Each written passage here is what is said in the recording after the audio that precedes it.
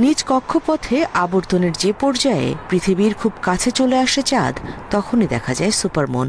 স্বাভাবিক সময়ের তুলনায় তখন পৃথিবী থেকে চাঁদকে বড় দেখায়। এ সময় বেড়ে যায় তার উজ্জ্বলতাও। রোববারের সুপারমুনে ছিল উজ্জ্বল লাল রঙের আভা। মূলত সূর্যের আলো পৃথিবীর বায়ুমণ্ডলের মধ্য দিয়ে ঠিকরে পড়ে চাঁদের অন্ধকার অংশে। এ আলোর লাল রঙের তরঙ্গ দৈর্ঘ্য বেশি হওয়ায় রক্তিম হয়ে ওঠে চাঁদ। চন্দ্রগ্রহণের মধ্যেই রক্তিম এই চাঁদের নামই ব্লাড মুন।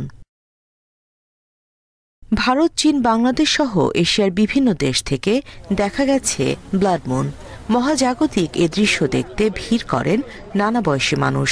অনেকেই ব্যস্ত ছিলেন অপূর্ব এই দৃশ্য ক্যামেরায় ধারণ করতে। আমি একজন অপেশাদার ফটোগ্রাফার।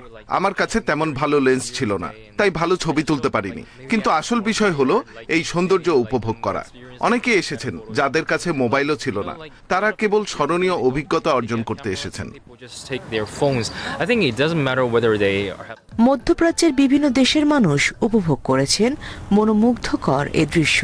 মিশরের গিজা পিরামিডের ওপর রক্তাভ চাঁদের উপস্থিতি যেন যোগ করে বাড়তি সৌন্দর্য। ইউরোপ, আফ্রিকা ও অস্ট্রেলিয়া থেকেও দৃশ্যমান হয় এই ব্লাড মুন। তবে উত্তর আমেরিকা, ক্যারিবীয় অঞ্চল ও দক্ষিণ আমেরিকার অধিকাংশ এলাকায় দেখা যায়নি এই দৃশ্য। লালচে ভাবের মাত্রা বায়ুমণ্ডলীয় অবস্থার উপর নির্ভর করে, যা বায়ু দূষণ, ধুলোঝড়, দাবানলের ধোঁয়া, এমনকি আগ্নেয়গিরির ছায়ার মাত্রার সাথেও পরিবর্তিত হয়।